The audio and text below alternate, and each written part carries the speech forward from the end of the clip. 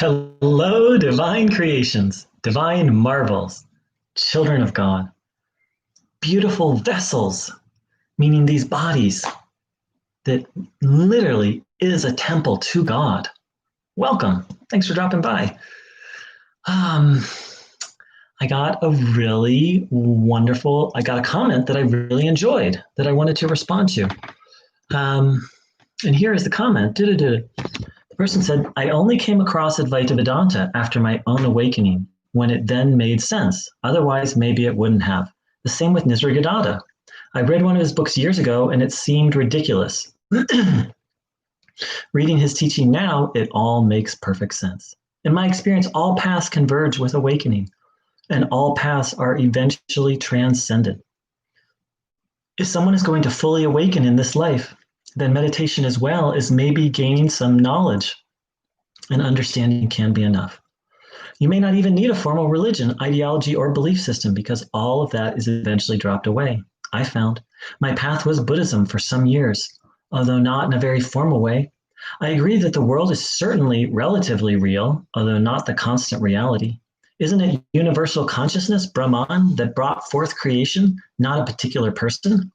In my view, all the teachings and practices are just tools, maybe not something to get too hung up on. Your own direct experience is what matters most. Thank you so much. That was from Surya, and I really enjoyed it because it really spoke to my own experiences. You know, I read Advaita Vedanta for years. The Course in Miracles, Ramana Maharshi were the main ones.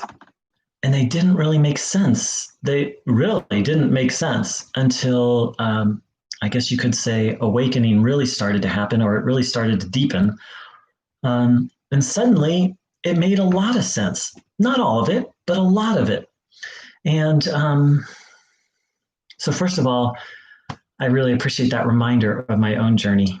And let's see what else they had to say.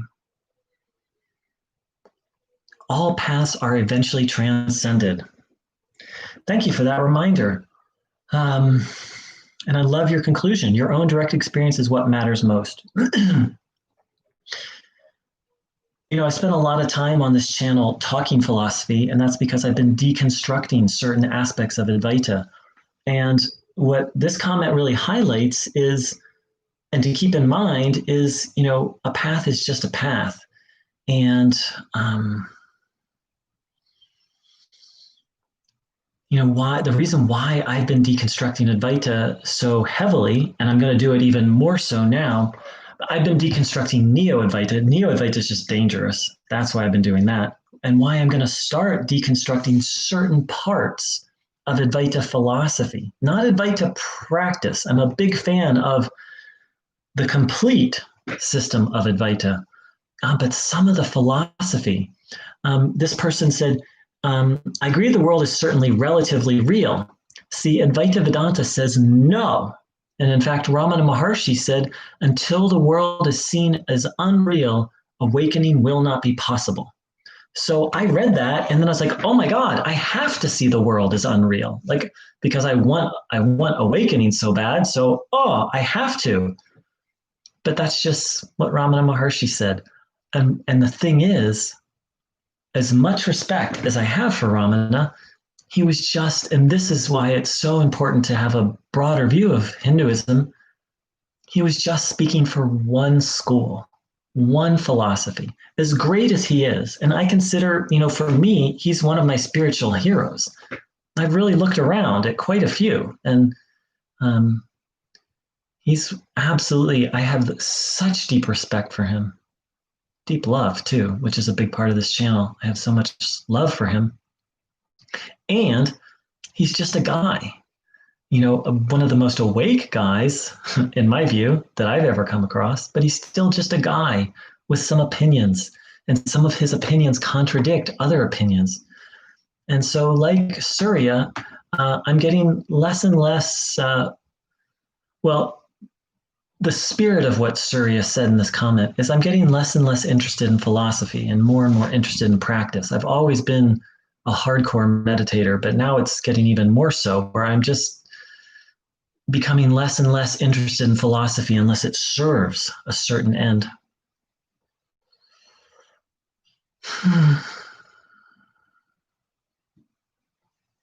I love this. Surya wrote, you may not even need a formal religion, ideology, or belief system because all of that is eventually dropped anyway. You know, it's interesting. I know that I need some formal structure, and that's just where I'm at on the path, on my journey. Is having a bit of a container is really helpful for me when I kind of just don't focus on one particular path. I just kind of wobble around a little bit. So having a particular focus and following a particular philosophy or path is actually really helpful for me. And I believe the spirit of what you said is absolutely true, that ultimately, as they say, the map is not the journey. The map is not the destination. It's just something to help us get somewhere. And so I've actually found just very recently, I've been like, okay, I'm a Hindu, meaning I'm going to follow Hindu Dharma, and then finding the parts of Hinduism that work and resonate for me. And it's given me this sense of container that I don't know I've had in my entire life, because I've never really, I was raised Christian and didn't really resonate with that. But now I have this container. And then within that container, I'm finding the parts of Hinduism that really resonate for me. So for where I'm at, a particular philosophy or structure is really helpful. And I'm in complete agreement that, as the Buddha said, the Dharma is just a boat to carry you across the river of samsara. Once you get to the other side, you put the boat down. Once you're on the other side, you don't carry the boat around on your head. So thank you so much for that comment, and welcome to this channel.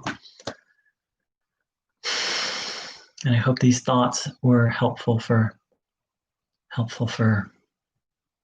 my viewers. Take care. Much love.